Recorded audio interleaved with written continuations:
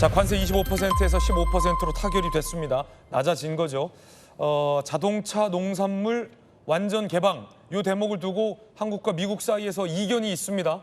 자, 그래서 세부적인 내용은 좀 더 따져봐야 할 것 같습니다. 조금 전에 들어온 뉴스 속보부터 제가 한번 쭉 정리를 해드리겠습니다. 자, 한국과 미국이 조금 전 관세 타결을 했습니다. 25%의 관세를 15%로 낮추는 데 합의했습니다. 대신 우리 기업과 정부가 3,500억 불 규모의 대미 투자를 약속했습니다. 3,500억 불 플러스 알파입니다. 다만 한국과 미국 간에 서로 다른 목소리도 나오고 있습니다. 트럼프 대통령은 농산물 시장을 완전히 개방했다라고 글을 올렸지만 조금 전 우리 대통령실에서는 소고기의 원령 제한과 쌀 시장을 지켰다라고 발언해서 서로 이견이 조금은 있습니다. 이 부분은 잠시 후에 좀 따져봐야 될 것 같습니다. 한국이 1,000억 달러의 미국산 LNG를 수입하기로 했다라고 트럼프 대통령은 밝히기도 했습니다. 자, 자세한 내용을 저희가 한번 정리를 해봤습니다. 정리된 내용으로 함께 보시죠. 자, 일단 도널드 트럼프 대통령은 오늘 오후 한국 무역대표단과 만날 것이다라고 예고했는데 만나서 타결했어요. 그들은 현재 25%인 관세를 낮출 제안을 갖고 있다. 그 제안이 무엇인지 듣고 싶다라고 밝히기도 했습니다. 한국협상당 만난 후 관세 15% 협상을 타결했습니다. 홍익표 대표님, 자, 지금 3,500억 불 규모의 대미 투자를 약속하고 25%의 관세를 15%로 낮췄어요. 자, 이번 타결에 대해서 일단 어떻게 평가하십니까? 일단은 그 최종 시한을 하루 직전에 하루 남겨놓고 합의된 것 자체는 뭐 잘 된 거다 이렇게 잘 됐다. 생각합니다. 아슬아슬했어요. 예. 왜냐하면 만약에 기한이 넘기면 넘길수록 우리한테 불리했을 것 같아요. 네. 그다음에 두 번째는 앞서 우리보다 그 일본과 EU가 일본 같은 경우는 5,500억 불, EU는 한 6,000억 불에서 지금 합의가 이루어졌거든요. 그런 측면에서 우리가 3,500불 선에서 한 거는 경제 규모나 통상 규모 등을 감안할 때 어느 정도는 예견된 수치 아니었느냐 이렇게 보고요.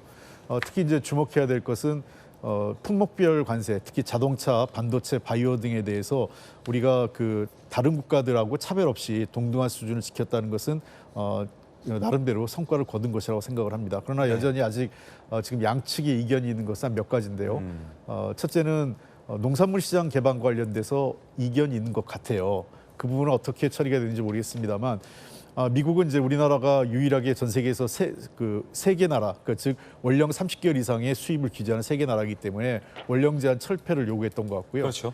두 번째는 아마 쌀 시장 문제에 대해서는 우리나라는 쌀 수입에 관련돼서 쿼터제를 지금 하고 있어요. 그러니까 MMA라고 미니멀 마켓 억세스인데요. 그러니까 최소 물량을 도입하면서 계속 양을 늘리고 있거든요. 미국이 그 농산물 시장이 완전 개방됐다고 그러고 지금 우리 정부는 아니다, 협상하지 않았다라고 얘기할 때 경우에 따라서는 미니멀 MMA 분량 이 물량이 대폭 증가될 가능성도 있지 않느냐 이렇게 보입니다. 이건 뭐 구체적인 협상 내용이 나와야 파악할 수 있는 거라고 보고, 그다음에 또 한 가지 우리가 지켜봐야 될 것은 이 투자 펀드 약 3,500억인데요. 2,000억은 바이오, 반도체 등등 AI 등과 관련된 게 2,000억 불이고 1,500불이 조선업 펀드입니다. 그래서 이 분야에 대해서는 저는 이 정도 규모는 대략 적정한 수준이라고 보는데, 다만 문제가 되는 것은 일본하고 동일합니다. 미국에 알아서 하고 수익의 90%는 미국으로, 그리고 심지어 수익분 한국이 가져올 수 있는 10%도 아마 국내 가져오기는 어려울 거예요. 미국 내 투자되는 것으로 될 겁니다. 그다음에 또 하나 이제 주목해야 될 것은 이번에는 통상 재무장관들의 협상이었기 때문에 방위비 분담금과 관련된 문제는 합의가 이루어지지 않았습니다. 네. 그래서 방위비 분담금 문제는 아마도 2주 후에 언젠가 될지 모르겠지만 2주 후라고 얘기했기 때문에 8월 하순경이나 9월 초쯤으로 예상되는데, 그때 이재명 대통령이 백악관에 방미했을 때 방위비 분담금과 관련된 본격적인 논의가 방미를 전후해서 이루어지지 않을까 예측해 볼 수 있지 않을까 생각합니다. 사실 홍익표 대표님께서 이번 타결을 앞두고 3,000억에서 4,000억 불 대미 투자 규모에서 극적으로 타결될 가능성이 크다라고 전망을 하셨는데 딱 그 전망이 지금 일치됐어요. 지난번 우리 이 경제 관련 수장들이 이 미국과의 이 2+2 회의가 결국에 불발됐던 것도 우리와 미국이 생각했던 어떤 투자 금액이 좀 달랐던 탓 아닐까 이런 관측도 나오고 있는데 홍 대표님 일단 뭐 정확하게 예측하셨는데 그 대목은 어떻게 보십니까? 아마 그 당시에 우리는 그 일본 협상이 막 그 발표되기 전이었거든요. 그렇군요. 가져갔을 때 그 언론에도 일부 보도했지만 1,000억 불 플러스 알파 정도를 가져갔던 것 같습니다. 1,000억 불 플러스 알파 갖고는 일본의 협상을 감안할 때는 미국에서는 받아들이기 어려웠고 당시 2+2 협상이 결국 깨진 가장 큰 원인 중에 하나는 모르겠어요. 표면적으로는 다른 일정이라고 양해를 구했지만 굉장히 외교적으로는 결례고 비정상적인 행태였습니다. 직전에 그것도 이메일로 통보하는 방식은. 결국은 우리가 그 당시 제시했던 1천억 달러 수준에 대해서는 미국이 만족할 수 없고 규모를 더 키워와라. 그리고 즉 트럼프 대통령에게 가기 전에 최선의 방안을 가져오라고 어제도 좀 공개적으로 미국이 우리를 압박을 했던 게 있거든요. 그런 측면에서 그 외에도 이번에 LNG 1천억 달러 추가 얘기가 나오고 있습니다. 즉 그 LNG야 뭐 사실은 우리가 필요한 에너지 자원이기 때문에 그걸 대체하는 거기 때문에 뭐 미국하고 충분히 약속을 해도 크게 경제적 손해라고 생각하지 않습니다만 어쨌든 앞으로의 한미 통상 문제, 그다음에 한미 간의 여러 가지 경제 문제에 있어서는 이번 협상을 둘러싼 해석, 그리고 앞으로 추후 이행 과정에 대한 어떤 그 담보, 그리고 이행의 어떤 프로세스 과정에서 여전히 한미 간에도 이견이나 또는 그 여러 가지 논란은 있을 것으로 예상됩니다. 네, 자 안영환 의원님 특히 이제 막판에 이 정부 간의 어떤 협상이 조금 난항을 겪으면서 막판에 우리 재계에서도 좀 전폭적인 지원이 있었잖아요. 특히 네. 한화 김동관 부회장이나 삼성의 이재용 회장 그리고 현대차의 정의선 회장 등이 막판에 미국으로 날아가서 물밑 협상을 지원하기도 했는데 이번에 타결된 내용을 보면 이 미국이 관심이 있어 했던 조선업 네. 관련돼서 우리 민간 기업이 500억 불 규모의 투자 펀드를 하기로 지금 미국과 약속을 했어요. 마스가 Make America 네. Shipbuilding Great Again. 사실은 이 마가 트럼프의 어떤 마가를 우리가 좀 어떻게 보면 이 재인용을 한 거잖아요. 아무래도 좀 이런 조선업 관련된 제안들 이게 좀 미국의 마음을 좀 흔들었던 것 같은데 어떻게 평가하십니까?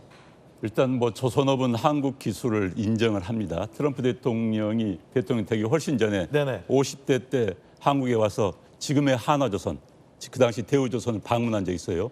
굉장히 아들까지 그 당시 같이 왔었습니다. 장남까지. 그래서 굉장히 놀랐다고 합니다. 그 주니어 도널드 트럼프까지 같이 와가지고요. 내려왔었어요? 그래서 오. 한국의 조선 기술에 대해서 굉장히 놀랐고, 그런데 이제 지금 미국은 조선 산업이 완전히 붕괴돼 있습니다.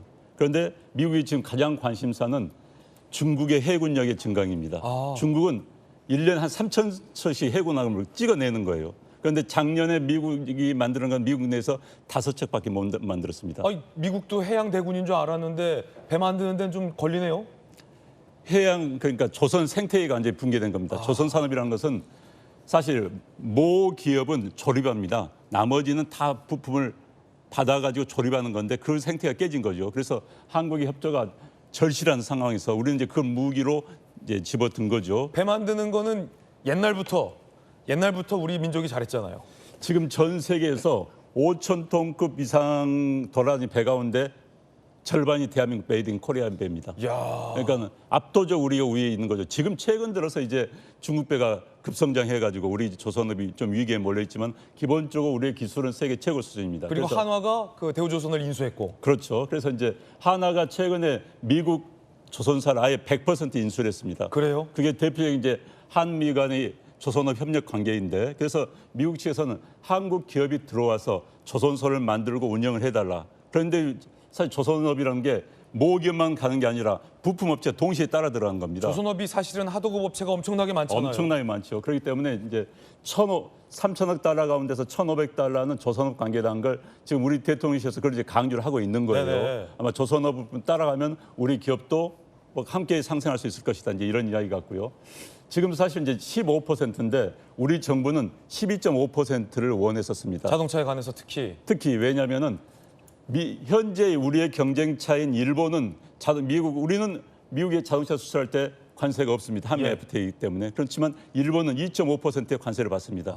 2.5%의 관세 갭 때문에 한국 자동차가 미국에서 경쟁력이 있었던 거죠. 그러니까 현대차가 도요타보다 가격 경쟁력이 있었던 이유는 일본 토요타가 2.5% 관세를 먹고 들어가기 먹고 때문에. 들어간 거죠. 그런데 이제는 2.5%가 없어진 겁니다. 동등한 상황이 된 거죠. 아, 그럼 그러니까 토요타랑 현대차랑 가격이 이제 같아요? 가격이 우리가 더 비싸질 수밖에 없는 거죠. 지금 거의 비슷했는데 일본 자동차에 대비해서 이제 우리가 약간 가격 경쟁력을 상실함으로써 어떻게 될 것인지 네. 이제 이게 가장 큰 관점이고요. 물론 현대차가 지금 미국에 대규모 투자를 하고 있습니다. 미국 현지 생산량이 늘고 있습니다. 그건 뭐 관세가 없으니까요. 그래서 이제 아, 그렇군요. 그 사실은 정의선 회장이 지난번 이 트럼프 대통령 옆에서 엄청난 미국의 어떤 투자 그렇죠. 계획을 발표했고 미국의 자동차 공장을 짓겠다라고 밝혔잖아요. 그러면 현대차가 요때 네. 미국 공장에서 투싼을 찍어요. 네. 그럼 그건 미국에서 만들었기 때문에 관세가 0입니까? 그 메이드 인 아메리카입니다. 그건. 어. 메이드 인 코리아가 아닙니다. 예.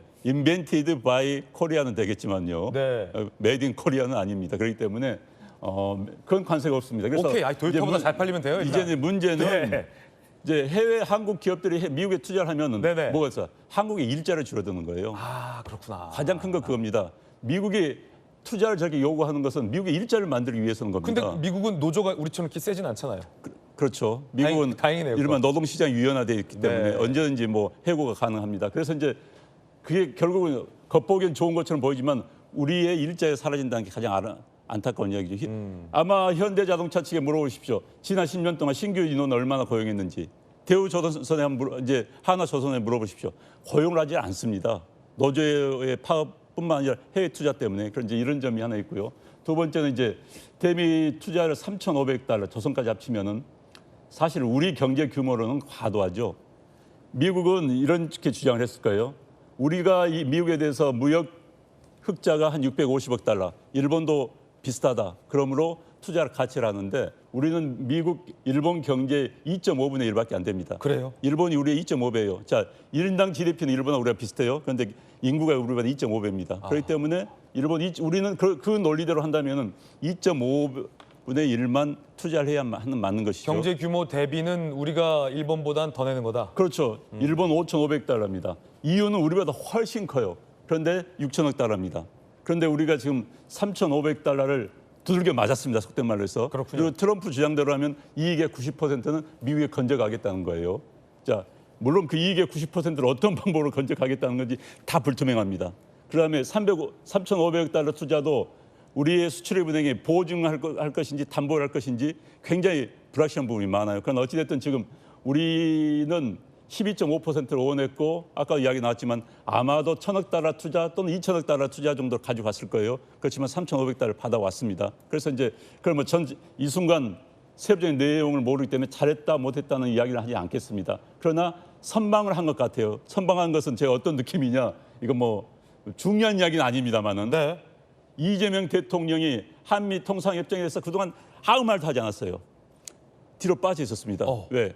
통상협정 잘못하면 모든 책임이 덮어 씌울까 봐서 그런 생각이 있었어요. 그런데 오늘 오전에 근무 시간도 아닌 오전에 페이스북에 소셜미디어에 날렸습니다. 그건 아마도 이재명 대통령 입장에서 볼 때는 만족할 만한 협정이었다. 저는 뭐 대통령이 이렇게 느꼈다면 다행이라고 생각합니다. 대통령이 그렇게 느꼈다면 특히 이제 대통령이 가장 정치적으로나 의식하고 있는 일반 농업 분야에 대한 부분에 대해서는 뭐 우리가 더 이상 추가 개방이 없다고 하니까 사실 농업 분야는 우리가 미국의 99.7%를 이미 개방을 하고 있습니다. 그렇군요. 0.3%만 개방을 하지 않고 있기 때문에 미국도 크게 할 말은 없는 거예요, 사실. 그렇지만 어찌됐든 그걸 지켰다는 것은 다행이라는 생각이 들고요. 그래서 이제 이재명 대통령도 그런 측면에서 뭐 본인이 자신있게 지금 이제 소셜 미디어에 글을 올린 것 같습니다. 어찌됐든 이제 문제는 한미 간의 미국과 유럽 간, EU 간의 협상이 굉장히 논란이 지금 많아요. EU 국가들 가운데서는 당장 의약품을 트럼프는 뭐 협상 추가로 관세를 매기겠다. EU 입장에서는 이미 15%다. 논란이 굉장히 많은 부분이 많습니다. 그래서 우리나라도 아마 아까 제가 이제 얼핏 보니까는 비망록에 작성하지 전체적인 공개를 할 수 없다라고 지금 대통령 정책실장이 이야기했어요. 네. 구체적인 이야기는 알 수는 없어요. 지금 상황에서. 그러나 아마도 이것을 두고 논란이 계속 될 수밖에 없을 거고 그 논란은 트럼프 임기 4년 내내 갈 수밖에 없을 것 같습니다. 그렇군요. 네. 자, 지금 우리 정부와 이 미국 트럼프 대통령 간의 이견이 좀 존재하는데 굉장히 민감한 소고기와 이제 쌀 시장 개방 등의 이견이 좀 있기 때문에 세부 내용은 좀 확인해야 될 것 같습니다. 자, 그래서 저희 돌직구쇼에서는 바로 워싱턴 특파원 연결합니다. 지금 최주현 특파원이 백악관에 나가 있거든요. 세부 내용이 얼마나 좀 공개됐는지, 전반적인 이 타결 내용은 뭔지 우리 최주현 기자에게 다시 한번 물어보겠습니다. 자, 최주현 특파원 지금 백악관에 있습니까? 네, 최주현 특파원입니다. 네, 합의 내용부터 좀 설명 부탁해 주시죠. 네, 미국이 한국에 대한 상호 관세를 기존 25%에서 15%로 낮추기로 했다고 도널드 트럼프 미국 대통령이 밝혔습니다. 트럼프는 한국무역협상 대표단과 만난 뒤 자신의 SNS로 이같이 말했는데요. 세부 협상 내용을 공개하기도 했습니다. 특히 한국이 자동차와 트럭, 농산물 등 미국산 제품을 무관세로 받아들이고 트럼프가 선택한 투자에 3,500억 달러를 투자하는 내용, 그리고 한국이 1,000억 달러 상당의 액화 천연가스 같은 에너지 제품을 구매하기로 합의한 사실 등을 합의 내용에 포함했습니다. 자, 일단 협상 타결된 건 다행입니다. 그런데 세부 내용이 아직 다 공개되진 않았고 한미 간의 이견도 있어서 이게 잘 된 건지 안 된 건지에 대한 평가도 좀 궁금한데. 네, 일단 제가 나와 있는 백악관에서 협상단은 모두 떠난 상황이고요. 저도 하루 종일 이곳에서 협상 상황을 지켜봤는데 협상이 워낙 갑작스럽고 빠르게 진행된 상황이었습니다. 그리고 아직 협상단 차원에서 협상 내용에 대한 평가를 하지 않고 있는데요. 한국 시간으로 잠시 후 오전 10시 30분에 워싱턴 특파원단을 상대로 간략한 브리핑이 진행될 예정입니다. 현재 협상 내용 중에는 세부 사항이 공개되지 않은 부분도 있습니다. 트럼프는 에너지 투자 관련 언급을 하면서 향후 2주 안에 이재명 대통령이 양자회담을 위해 미국으로 올 때 발표할 것이라고 밝히기도 했습니다. 한편 하워드 로트닉 상무장관은 한국 자동차에 대한 관세는 일본과 유럽연합과 동일한 15%라고 밝히며 한국이 반도체와 의약품 분야에서는 불리한 대우를 받지 않을 것이라고 덧붙였습니다. 철강과 구리 등의 협상 내용은 이번에 포함되지 않았다고 밝혔습니다. 지금까지 백악관에서 전해드렸습니다. 네, 백악관에 나가 있는 최주현 워싱턴 특파원을 연결해서 조금 전 한미 간의 무역 관세 협정 타결 소식에 대해서 전해드렸습니다. 조금 전 대통령실 김용범 정책실장도 기자들을 상대로 브리핑했습니다. 주요 내용 들어보시죠. 미국이 한국에 8월 1일부터 부과하기로 예고한 상호관세 25%는 15%로 낮아집니다. 또한 우리 주력 수출 품목인 자동차 관세도 15%로 낮췄습니다. 추후 부과가 예고된 반도체, 의약품 관세의 경우에도 다른 나라 대비 불리하지 않은 대우를 받게 될 예정입니다. 협상 과정에서 우리 정부는 국익을 최우선으로 감내할 수 있는 수준 내에서 상호 호혜적 결과를 도출한다는 원칙하에 협상에 임했습니다. 미국과의 협의 과정에서 우리 농축산물 시장 개방에 대한 강한 요구가 있었던 것이 사실입니다. 그러나 식량 안보와 우리 농업의 민감성을 감안해 국내 쌀과 쇠고기 시장은 추가 개방하지 않는 것으로 합의하였습니다. 자, 김광선 변호사님, 3,500억 불 규모의 대미 투자 펀드라는 표현을 정책실장이 썼는데 앞서 뭐 그 펀드의 수익 90%는 미국이 가져간다 이런 얘기도 보도가 되고 있는데 이거 뭐 펀드 어떤 식으로 한다는 거예요? 근데 굉장히 지금 협상 결과를 보면 관세 15%는 확정적인데 네네. 나머지를 보면 굉장히 러프해요. 그러니까 뭐 구체적이고 상세하게 대미 투자 이건 이제 펀드로 만들어 가지고 운영하겠다는 건데 이제 어떤 식으로 할 것인지 어떤 부분을 할 것인지에 대한 나와 있지 않아요. 그래서 사실 우리가 일본이 5,500억 달러 한다고 그랬잖아요. 그러면 일본이 우리보다 한 GDP가 한 2.5배 정도 되는데 그러면 그 반절 이하로 가야지 않느냐. 그래서 이제 그 선에서 아마 협상을 하려고 했는데 이제 그것은 되지는 않았어요. 그렇지만 3,500달러 중에서 1,500달러가 조선과 관련되기 때문에 일본의 5,500달러하고 우리하고 이제 단순 비교에는 좀 어려운 측면이 있다. 그렇군요. 그런데 이걸 이제 어떤 식으로 과연 펀드를 운영해서 어떤 섹터에다가 투자를 하느냐 이건 정해진 게 없거든요. 그렇죠. 아직 합의된 건 없어요. 그렇죠. 그다음에 이 기간을 어느 정도 할 것이냐 이런 게 없거든요. 그래서 이제 상세한 걸 앞으로 어떻게 할지 모르겠어요. 그러면은 우리 기업이 예를 들어 한화와 현대가 뭐 예를 들어 1,500억 불 펀드 자금을 조성을 해서 미국에 투자를 해요. 네. 그러면 이 투자금을 어디에 투자할 건지 누가 정하는 거예요? 그러니까 그것도 이제 협상을 해야겠죠. 그래서 아직 그런 게 뭐 상세하게 적용이 안 되는데 지금 뭐 트럼프 대통령은 자기의 어떤 정치적인 성과 이것만 자랑하는데 지금 관심이 많이 있잖아요. 그러면 3,500불 투자하면 거기에서 이제 중요한 걸 계속 트럼프가 얘기하는 것은 이익의 90%를 가져간다. 네. 그리고 투자한 쪽에서 10% 가져간다 이 얘기해요. 근데 저희가 볼 땐 말도 안 되잖아요. 네. 근데 오늘 누구죠? 김용범 정책실장. 실장이 얘기한 거 보면 이건 리테인의 개념이다. 리테인이라는 개념 자체는 이익을 우리 한국으로 가져오지 않는다는 거예요. 그러면 거기에서 유보를 한다는 건데 그럼 이익을 유보한다는 것은 이제 재투자의 개념이 되지 않을까 싶어요. 그래서 이익의 90%를 미국이 가져간다랄지 뭐 10%를 한국에 가져온다랄지 이런 것조차도 사실은 명백하게 정해진 게 없어요. 그런데 우리나라뿐만 아니라 유럽이나 일본이나 뭐 다 마찬가지죠. 뭐 6천억 달러, 5,500억 달러인데 이거 어느 섹터에 투자할 것인지 그다음에 품목을 어떻게 할 것인지 어떻게 협상을 할 것인지 이런 것은 정해진 게 없는 것 같습니다. 네. 단지 몇 억 투자하느냐 이제 이것만 가지고 이익을 어떻게 하느냐 이제 이것만 사실은 어떻게 보면 정치적 광고를 하고 있다 이렇게 볼 수밖에 없어서 아마 뭐 지금 제가 볼 때 이번 관세 협상이 아주 잘했다기보다는 그래도 비교적 괜찮다 이렇게 봐요. 그런데 지금 약간 우려할 부분은 남아있는 부분은 이런 거죠. 아까 우리 안 의원님께서 자동차 관세 얘기해 주셨는데 우리는 미국과 FTA가 체결돼 있고 일본은 안 체결 안 돼 있었어요. 그래서 상당히 자동차가 우리나라 수출 중에서 1위입니다. 비중이 뭐 거의 50% 가까이 되는데 거기에 대해서 사실은 이제까지 2.5%싼 가격으로 사실 수출했기 때문에 메리트가 있었어요. 그래서 오늘 이제 정부에서 그런 얘기 하잖아요. 예. 12.5%로 하려고 했는데 이게 관철이 안 됐다. 그래서 15에서 2.5를 뺀 12.5를 우리가 밀었군요. 그렇죠. 12.5를 하면 사실은 관세 협상 되기 전의 단계이기 때문에 그럼 그 전에 FTA 국면이랑 똑같은 가격이다. 그렇죠. 이제 경쟁력이 있게 되는 거죠. 쉽게 말해 도요타에 비해서 그렇죠. 현대차가 그다음에 이제 야, 중요한 게 이렇게 되면은요. 그 트렁크 자동으로 열리는 옵션 있잖아요. 그거 빼야 돼요. 그 옵션 빼야 돼. 옵션 쓱 하나 빼야 돼. 근데 중요한 게 이제 남아 있는 게 예. 우리나라 수출품의 1위가 자동차고 네. 2위가 반도체지 않습니까? 예. 근데 이제 반도체는 또 의약품하고 남겨놓았단 말이에요. LED 헤드램프 하나 빼야 돼요. 이 정도 되면.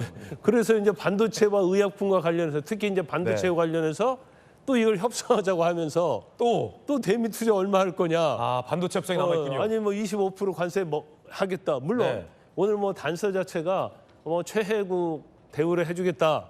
불리하지 않게 갈 것이다. 이렇게 네. 얘기를 하고 있지만 그건 트럼프 마음인 거예요. 그렇군요.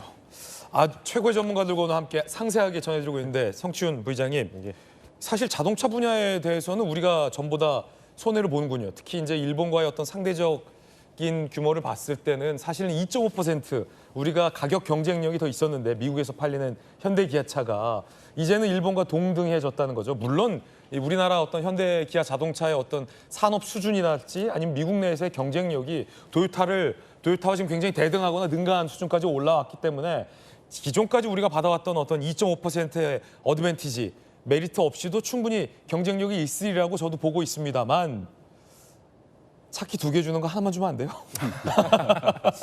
뭐 하나 빼야지 우리도. 그 차이예요, 사실. LED를 살짝 할로겐으로 바꾸든가 그래서 사실 차키를 하나만 주든가 그런 부분 때문에 썬루프 빼든가. 자동차 관세를 12.5%를 목표로 했던 거죠. 네. 그렇기 때문에 아까 그 발표를 할 때도 그거를 관철시키지 못했다. 아쉬운 부분이 나니까 왜냐하면 협상이란 것은 저희가 혼자 하는 게 아니라 협상 파트너가 있고 그렇죠. 그들이 원하는 게 있고 우리들이 원하는 걸 다 얻어낼 수는 없습니다. 네. 우리가 원하는 것들 일단 기본적인 큰 그림에서는 일단 25%를 15%로 뭐 일본이나 EU 수준에 맞춰서 내리는 것 그리고 아까 앵커께서도 여전히 미국과 이견이 지금 존재한다라고 말하는 네네. 그 쌀 시장 개발과 그 쇠고기 시장 개방 추가 개방하지 않도록 한 것들 우리가 꼭 지켜야 되고 취약한 부분들을 막아낸 것 그런 성과가 있으면은 우리도 어느 정도 내줄 건 내줘야 되는 부분이 있는 것이죠. 근데 뭐 자동차 관세를 12.5%로 관철시키지 못한 건 안 싶습니다만 말씀하신 대로 과거와 비교해서 우리나라의 그 자동차 경쟁력이 충분히 많이 올라갔다고 보기 때문에 충분히 15% 관세에서도 저는 경쟁력을 갖출 수 있을 것이다. 그리고 아마 추가적인 디테일한 부분들 그 현차가 지금 미국에 투자하는 부분이나 이런 것들을 통해서 자동차 회사들이 그런 좀 핸디캡들을 극복해 나갈 준비들이 저는 충분히 준비했을 거라고 봅니다. 그런 것 때문에 너무 걱정하지 생각하지는 않으셔도 된다는 말씀을 드리고 싶고 저는 일단 관세 협상이 이렇게 타결이 됐기 때문에 관세 협상이 타결되면 꼭 전 지적하고 싶었던 부분이 하나 있거든요. 그러니까 지금 사실 관세 협상 타결되기 전에 그리고 지금 한미 정상회담도 이제 트럼프 대통령의 입을 통해서 어느 정도 일정이 나왔습니다.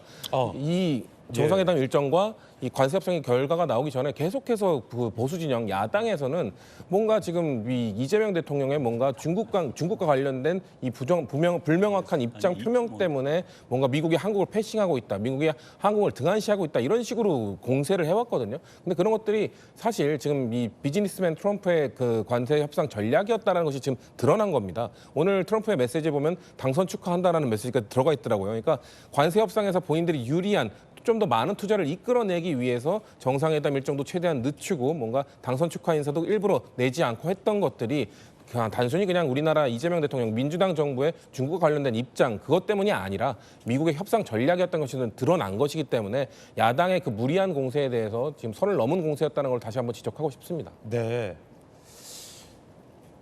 그래서 차키는 몇 개 줘야 된다는 질문 물어본 게 이거잖아요.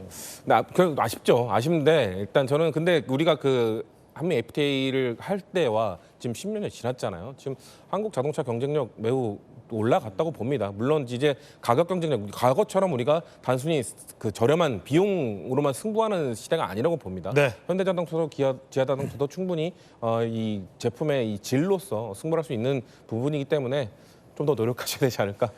그 미묘한 차 있거든요. 소비자는 잘 티가 안 나는데 네. 시트 같은 경우가 요즘 인조 가죽이 좋아져서 가죽보다 살짝 그 레자라고 하죠. 그거를 좀 섞어서 2.5% 정도 우리가 생산 비용을 빼는 방법도 농담입니다. 경제 전문가 한번 전화로 연결해 보죠. 권혁중 경제평론가 전화 연결돼 있습니다. 평론가님 안녕하세요. 네, 안녕하십니까. 자, 지금 많은 전문가들과 스튜디오에서 이야기 나누고 있는데 우리 권혁준 선생님께서 보시기에는 한미 관세 협상 15% 타결에 대해서 어떻게 평가하십니까? 저는 뭐 예상대로 사실 15%에서 상호 관세가 마무리됐고, 그다음에 이제 품목 관세 대표적으로 이제 자동차에 대해서도 물론 뭐 자동차는 좀 아쉬운 건 있지만 자동차는 아쉽다, 그렇죠? 네네. 그래서 15%로 이제 맞춰진 것도 뭐 저는 사실 좀 걱정했던 건 그 부분이었군요. 농산물 추가 개방이라든지 30개월 이상 소고기에 대한 이 시장 개방 이게 좀 우려스러웠는데 이게 지금 약간 양국 간의 이견이 있어요, 평론가님. 네, 근데 제 생각은 그렇습니다. 이게 그 대통령실 정책실장의 말에 의하면 사실상 이런 얘기를 했습니다. 어떤 얘기를 했냐면 우리나라 농업 분야가 이미 미국의 99.7%가 개방돼 있다. 그 중에서 0.3% 그러니까 10개 내외 종목만 이제 유보돼 있는데 그중 하나가 이제는 뭐 쌀은 쿼터제로 지금 묶어놓고 있고 30개월 이상 소고기는 수입을 안 하고 있잖아요. 그래서 아마 지금 미국 측에서 얘기하는 뭐 트럼프 대통령이 본인의 SNS에 뭐 농수산물 시장 완전 개방했다 뭐 이런 얘기를 나온 거는 아마 본인의 원래 트럼프 대통령의 특유의 이제 사실 화술이라고 볼 수도 있겠는데 이미 한국은 미국 시장의 99%를 이제는 개방해 있기 때문에 이런 부분을 좀 강조해서 본인의 이제 이야기를 한 거지. 제가 봤을 때는 뭐 대통령실이 뭐 거짓말하는 건 아닐 거라고 좀 보거든요. 그래서 아마 농수산물 시장은 지켜내지 않았는가. 그 시장은 사실 그대로 뭐 쌀 시장 같은 경우에도 쿼터제로 묶어놓고 있고 30개월 이상 소고기 수입 안 하는 걸로 이렇게 이제는 된 걸로 같습니다. 그래서 그런 점은 네. 좀 한숨은 좀 돌렸다. 그래서 제일 사실상 어려웠던 부분이었는데 이런 부분은 이제 결론이 난 것 같고요. 그래서 그런 부분에서 본다 그러면 저는 괜찮은 협정이 아닐까 저는 이렇게 보고 있습니다. 네, 재계 인사들이 미국행을 했어요. 특히나 뭐 김동관 하나 부회장이나 이재용 삼성전자 회장, 막판에 정의선 현대차 회장까지 미국에 갔는데 물밑에서 좀 역할을 했다고 보십니까? 저는 굉장히 큰 역할을 담당했다, 그 역할을 했다라고 저는 생각을 해봅니다. 네네. 특히 이게 약간 결이 다른 얘기인데 그 김동관 부회장의 사실상 그 라이징 스타예요, 사실. 왜냐하면 언제부턴가 한화가 정말 미국과의 한국과의 교두보 역할을 하고 있다는 점에서 저는 그러네요. 이번 그 관첩장 보면서 야 이거 라이징 스타가 한 명 태어났다는 생각을 많이 해봅니다. 그래서 김동관 부회장이 라이징 스타가 됐다. 네, 저는 그렇게 생각을 해요. 왜냐하면 과거에는 사실 뭐 삼성, 현대자동차 뭐 당연히 이제는 교두보 역할을 하는 곳이었는데 예. 이번에는 한화가 특히 이제 하나오션이라는 이 조선업과 관련된 회사가 정말 미국과 우리나라의 그 무역 협정의 돌파구를 마련한 게 우리 조선업이었거든요. 그렇군요. 예, 그래서 이제는 필리조선소를 가지고 있는 하나오션이 저는 정말 중요한 역할을 했다라고 저는 생각을 해보고 한화가 지금 어깨를 대등히 하면서 한미 관계에 물꼬를 풀었다. 한화가 요즘 네. 야구도 잘하잖아요. 예, 그러니까 이제 과거에는 없었던 일인데 과거는 이번에 없었던 일이다. 예, 이번에는 하나가 굉장히 좀 두각을 좀 나타난 부분이 있어서 저는 그런 관점에서 이게 좀 재계가 많이 달라지고 있구나 또 판단해봤는데 이게 어쨌든 뭐 간에 저 될 놈 되리라고 되는 기업이 여기저기 다 잘 되네요. 야구도 잘 되고 통상도 잘 되고. 그래서 이제 이번에 조선업이 이제 우리나라와 미국과의 관계에서 이제 무역 협정에서 큰 역할을 담당한 게 팩트거든요. 그 중심에 이제는 뭐 우리가 얘기하는 MRO 부분이라든지 아니면은 뭐 필리조선소의 이제 기술 이전이라든지 이런 예. 부분들이 저는 큰 역할을 했다. 그래서 우리나라 기업인들이 제가 봤을 때는 큰 역할을 분명히 한 부분은 맞다 이렇게 생각을 해봅니다. 네. 우리 평론가님 말씀 재밌게 잘해주셨습니다. 언제 스튜디오 한번 모시겠습니다. 네, 알겠습니다. 네, 권혁중 평론가였습니다. 홍 대표님, 그럼에도 불구하고 돌다리도 두들겨봐야 할 것이 앞서 거듭 말씀해 주셨듯이 쌀 시장 개방과 관련해서 지금 약간 한미 간의 이견이 있어요. 그래서 대통령실도 미국 상무부와 뭐 논쟁은 하고 싶지 않다. 하지만 세부적인 내용은 공개할 수 없지만 왜 저런 말을 하는지 모르겠다. 트럼프 대통령의 글에 대해서는 저런 표현도 썼거든요. 쌀 시장 개방은 굉장히 좀 민감한 문제잖아요. 그렇습니다. 지금 논란이 되고 있는 게 그 소고기하고 쌀 예. 문제지 않습니까? 이게 우리나라가 그 전통적으로 농경사회다 보니까 소고기하고 쌀은 뭐라 그럴까 예. 우리한테는 이 어떤 농민들에겐 목숨 그 생명과 같은 소고기와 쌀은 농민들에겐 생명이다. 그렇죠. 그게 그 근간이었죠. 예. 소가 있어야 농사를 짓고 네. 농사에서 쌀이 나와야 먹고 살 수 있는 문제였기 때문에 이 쌀과 소고기는 그런 측면에서 우리 사회에선 굉장히 민감한 문제입니다. 또 우리의 어떤 주식이기 때문에 쌀 이 부분이 지켜야 되는 측면도 있어요. 주식이라고 하기 이제 너무 요즘 소비량이 줄어서요. 네. 이게 좀 역사를 보면 먼저 그 쌀 문제만 갖고 간단히 말씀드리면 95년도 우리가 우루과이 라운드에 들어가면서 이 쌀 그 시장 개방 문제가 본격화됐습니다. 근데 쌀 시장 개방 그러니까 농산물 시장을 그 당시에는 전부 다 이제 그 관세 외에 비관세 장벽이 또 있었어요. 그런데 그거를 전부 다 관세로 만들면서 예외 상황을 둔 게 쌀이었습니다. 쌀을 10년간 예외로 했었죠. 그 무관세 그쵸, 관세화하지 않고. 그리고 이제 2004년도에 그러니까 10년 끝날 때니까 2004년도에 이제 우루과이 라운드가 WTO로 바뀌면서 협상을 또 한 거예요. 그렇군요. 협상을 하면서 우리가 그 당시에 이제 그걸 받은 거예요. 다시 그 10년간의 유예 기간을 또 받으면서 쌀을 그 MMA 최소 물량, 그러니까 아까 얘기했던 우리가 그 번역을 하면은 쌀 의무 수입량을 이때부터 합니다. 이 당시에는 최초 2005년도에 20만 5천 톤으로 시작한 거예요. 근데 지금 현재 지난해 경우에는 40만 8,700톤까지 지금 늘어났거든요, 물량이요. 근데 우리가 좀 봐야 될 문제는 쌀 소비량은 같은 기준으로 보면은 57%밖에 안 됩니다. 그러니까 그 당시에는 513만 톤, 2005년 당시에 513만 톤 소비하다가 2024년 기준으로 하면 290만 톤 소비해요. 그러니까 그 40% 이상 줄은 거죠. 그렇군요. 예, 그런 측면에서 의무 수입량은 늘어나고 있고, 그러니까 이게 그 쌀 시장 과잉 문제가 남아 있었던 겁니다. 그래서 이때 우리가 그 2015년도에 끝날 때 어떻게 했냐면 MMA를 유지하는 조건으로 관세율을 513%로 늘렸어요.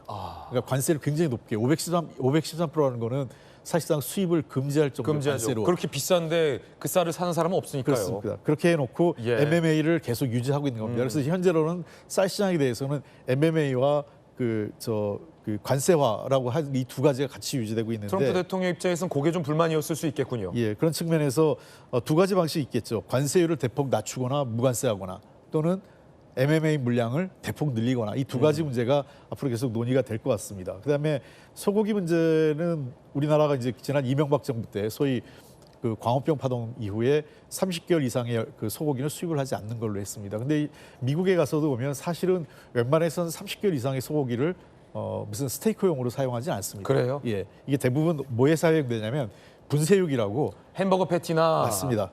분쇄육이라고 해서 미트볼이나 그렇죠. 갈아서 왜냐하면 이게 소고기가 30개월 이상 되면 굉장히 질겨지거든요. 그렇군요. 그러니까 대개 30개월 이상의 소고기라는 거는 종자소나 네. 또는 이제 그 어미소들 있지 않습니까? 아니면 밥 가는 소. 예, 젖소 같은 경우 네. 이런 경우가 이제 30개월 이상의 왜냐하면 계속 우유를 짜다가 일정 기간이 지나고 나면 이걸 이제 그 고기 하는 건데 우리나라에서도 이 문제에 대해서는 30개월 연령을 일단 유지한 것 같아요. 어떻게 유지했는지 뭐 확인해 봐야겠지만 저는 뭐 설사 이것이 뚫린다 하더라도 원산지 표시 의무화를 잘 지킨다면 우리나라 사람들이 선택할 수도 있기 때문에 근데 네. 현재로서는 다행스럽게 대통령실 발표에 따르면 쌀과 소고기 문제에 대한 추가 개방을 하지 않고 기존의 규범을 잘 지킨 것 아닌가 이렇게 판단을 합니다. 예. 다만 아까 자동차 문제 같은 경우도 얘기가 있었는데 걱정스러운 거는 이러한 문제가 아마 우리나라 이제 8월 1일 관세가 적용된 차가 미국 시장에 팔리는 거는 내년 3월 가야 될 거예요. 그렇군요. 예, 왜냐하면 6개월 정도 지금 만들어서 배에 실어서 대략 한 5, 6개월 걸립니다. 인도하는 과정이. 그렇기 때문에 내년 한 2월 말 3월 초에 돼야 이제 아마 그 새로운 관세가 적용될 텐데 미국이 과연 괜찮을까 하는 걱정도 하나 있어요. 뭐냐면 미국이 수입 물자에 대해서 의존도가 이제 굉장히 높습니다. 예. 그런 측면에서 아마 금년 하반기쯤 되면 물가 인상이 엄청나게 일어날 거예요. 그러니까 평균 15% 이상의 그 관세를 인상한 거 아니겠어요? 그럼 소비자한테 다 가격이 전이된 겁니다. 대부분. 그러니까 일부 기업이 그거를 그 생산 효율성으로 극복한다 하더라도 15% 평균 15%면 대략 한 반반이라고 봐도 7, 8%는 소비자한테 전가되거든요. 그러면 연말쯤 되면 인플레이션이 굉장히 심할 텐데 따라서 임금 상승 요구가 있을 거고 미국 내에서 굉장히 어려운 상황이 발생할 수 있을 것 같다 싶고요. 조선산업 경우도 마찬가지입니다. 우리가 조선산업에 대해서 미국의 조선산업을 다시 리빌딩 해주겠다 해주긴 있지만 이미 생태계가 붕괴돼 있고 거기에 핵심은 많은 각종 그 환경 관련 규제와 높은 인건비거든요. 과연 그런 속에서 한국의 조선사업이 미국에서 성공적으로 안착할 수 있을까? 이것도 사실은 전문가들은 굉장히 회의적으로 보고 있습니다. 그렇군요. 그렇기 때문에 사실은 이 쌀 협상, 쌀 개방, 소고기 원령 제한 등 이슈가 될 때마다 이 농민들이 뭐 예를 들어 쌀을 갖고 온다든지 소를 끌고 온다든지 라는 어떤 그 절박한 시위가 이어졌던 어떤 역사적 배경이 있는 거군요. 우리 정부 설명에 따르면 대통령실에서는 쌀 전면 개방은 막았다. 그리고 소고기 원령 제한도 지켰다라는 설명을 명확하게 대통령실 정책시장이 했습니다. 다만 트럼프 대통령이 SNS에 농축산물 시장을 완전히 개방했다라고 글을 올려서 그 부분이 조금 다른 점이다라고 말씀드릴 수 있겠습니다. 안용환 의원님, 네. 현대자동차 같은 경우는 네. 그 예를 들어서 주력 SUV를 꼽자면 팰리세이드가 있잖아요. 네. 팰리세이드가 최근에 그걸 뭐라고 하죠? 페이스리프트라고 해야 되나요? 신형을 선보여서 미국에서도 지금 굉장히 판매가 잘 되고 있어요. 한국에서 잘 팔리지만 이제 이거를 기존에는 관세가 0이어서 굉장히 가격 경쟁력이 있었어요. 특히나 이제 도요타의 비슷한 차종과 견줬을 때 2.5% 가격이 팰리세이드가 더 낮거나 아니면 가격이 같은데 퀄리티가 예를 들어서 2.5% 정도 더 높은 퀄리티로 제공이 됐기 때문에 미국 소비자들이 그 팰리세이드를 구매한 거잖아요. 네. 물론 이 엘라베마 공장에서 팰리세이드를 많이 생산하지만 그 이외에 뭐 투싼이나 뭐 다른 미국에서 잘 팔리는 현대차 같은 경우는 미국에서 다 생산이 안 되는 차들 같은 경우는 한국에서 생산을 해서 배에 실어서 미국으로 이제 배송을 해야 되는데 거기에는 관세가 이제 15%가 붙게 되는 거잖아요. 그렇죠. 현재 야, 이제 이건 세네요 좀. 우리 자동차 산업이 많이 커졌습니다. 미국에서 아반떼 이제 1500cc지 않습니까?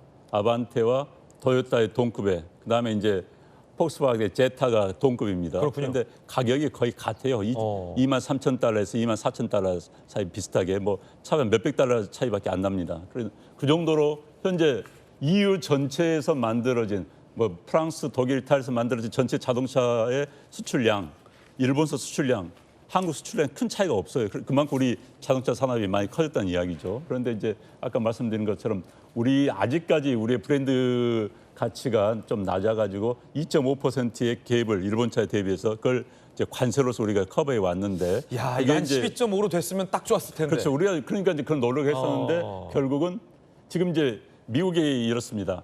현재 EU와 일본과 우리가 미국의 우방국입니다. 우방국에 대해서는 작정을 한 것 같아요. 15% 정도 하는 것으로. 그래서 우리가 12.5는 주장을 했지만은 아마 무리였던 것 같고요. 지금 이제 미국의 협상이 좀 재밌습니다. 일단 EU, 일본, 한국을 하는데 트럼프 협상 방법도 재밌어요. 일본 수준급의 나라까지는 미국을 찾아갑니다. 쩔쩔매면서 쫓아갑니다. 예. 근데 이유는 물론 이제 통상 담당자는 쫓아다녔지만은 결국은 합의는 폰테라이엔 EU 집행위원회 의장과 스코틀랜드에서 같이 했죠. 네. 그러니까 유럽에서 한 겁니다. 중국은 지금 스톡홀름에서 스웨덴에서 협상을 하고 있어요. 미국에 가지 않습니다. 그러니까 이제 강대국의 이상이라는 게 보여주고 있는 것이죠. 그래서 중국과 관련해서는 지금 3개월간 유예를 했습니다. 협상을 또 유예를 한 거죠. 현재 미국의 가장 큰 대미 흑자 국가는 중국입니다. 그렇군요. 사실 결국 이 관세 전쟁도 중국 제품의 수입을 억제하기 위해서 시작이 된 겁니다. 그러다가 전 세계가 지금 유탄을 맞고 있는 그런 격이죠. 그렇군요. 네, 그래서 그 협상 방법도 보면은 참 미국도 대국가 아닌 나라의 차이. 재밌는 게 지금 인도입니다. 인도는 25% 그대로 두들겨 맞았습니다. 인도는요. 버티다가요. 그래서 일본 현재 미국의 대미 흑자국 가운데서 순서 우리가 6위 정도는 되는데 EU, 일본, 우리 우방국가는 대충 정리가 됐습니다. 지금 나머지 이제 미국의 우방국이라 할 수 있는 나라 정도는 대만 정도. 인도는 이미 두들겨 맞았고요. 그다음에 멕시코는 버티고 있습니다. 때려라. 25% 때려라. 그럼 우리도 똑같이 때리겠다. 그래도 멕시코는 버틸 수 있는 게 이제 예를 들어서 별로 수출을 안 하나요, 거기는? 미국에서 먹고 있는 토마토의 90%가 멕시코에서 파는 겁니다. 약간 기대하는 부분이 있군요. 그러니까 무기가 있다는 거죠. 한번 버텨보자 해서. 우리한테는 토마토가 있다. 예, 그러면 캐나다도 그래 버텨보자. 우리는 이제 수출을 먹고 사는 나라이기 그렇죠. 때문에 우리는 못 버티죠. 우리는 특히 공산품을 먹고 사는 나라이기 때문에 버틸 수가 없어서 하는 건데 미국은 이미 우방국들에 대해서 15%를 정해놓고 지금 한 것 같아요. 다만 협상의 과정에서 투자액을 놓고는 트럼프가 그 자리에서 고칩니다. 일본과는 처음에는 종이를 보면은 협상장에서 이제 카메라 찍힌 거 보니까 4,500억 달러 돼 있어요. 그런데 트럼프가 긋잖아요. 찍찍 긋고 5,500억을 쓴 겁니다. 예. 그 자리에서 이런 식입니다. 이거 얼마? 그럼 일본 이제 통상 경제 재생산 장관이 가가지고는 쩔쩔매겠죠. 이거 어떻게 한대? 그러면 트럼프가 부릅니다. 이거 몇 %? 그럼 쩔쩔매다. 오케이, 트럼프 그 자리 손을 딱 내밉니다. 오케이, 딜 끝났어. 이런 식으로 협상을 한 겁니다. 우리도 지금 굉장히 궁금해요. 후일담이. 우리 기획재정부 경제부총리가 가서 트럼프 앞에서 어떻게 했는지 일본의 장관은 돌아와서 일본 국내에서 언론에 두들겨 맞았습니다. 그리고 저 자세가 뭐냐? 그리고 뭐 가서 마가 모자 선물 받고 사진 찍고 있는데 야, 그 사진 찍으려고 일본 갔느냐 했는데 우리 협상단은 아마도 그런 일본 언론으로부터 두들겨 맞은 걸 알고 있기 때문에 아마 좀 더 당당하게 했을 거로 생각이 됩니다. 그래서 이재명 대통령도 당당하게 하라고 지시했던 게 그런 맥락이 아닌가 싶은데 자동차가 좀 아쉽네요. 예. 안개등을 안개등 하나 빼도 근데 이제 부가 장치 이거는 한국 자동차 가장 많습니다. 농담이에요, 농담. 네네. 네, 안개등 빼면 안 되죠. 자, 관세 타결 소식 전해드렸습니다. 잠시 후에 미국 현지에서 우리 관련자들의 어떤 브리핑이 있습니다. 그때 또 다시 전해드리도록 하겠습니다.